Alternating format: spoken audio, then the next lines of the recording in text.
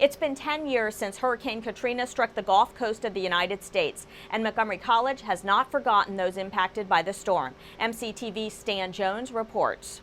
On August 29, 2005, nature reminded us just how vulnerable we are when a Category 4 hurricane named Katrina hit the shores of New Orleans. I remember being in Congresswoman Maxine Waters' office with people that were 85, 75 years old, residents, and watching them cry and beg for food and for water, for help.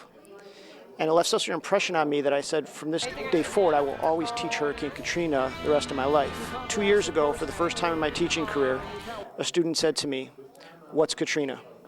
At that moment, right after that class, I walked into Professor Bess Vincent, a colleague of mine who was also a victim of Hurricane Katrina. I walked into her office and said, "We've got to do something." With most storms, we all evacuated. And I recognize that my story is different than others because I was fortunate enough to evacuate. But my house did take 5 feet of water, and there was several months of displacement and many unknowns.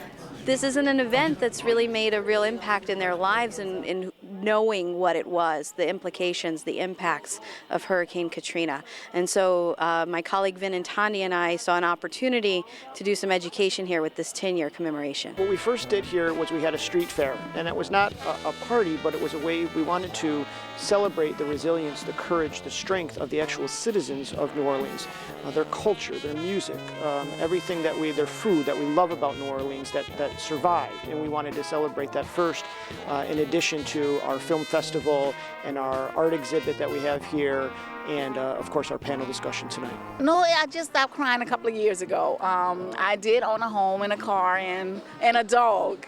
And we had to leave some stuff behind, and I did go back, and my neighbor did rescue my dog out the house.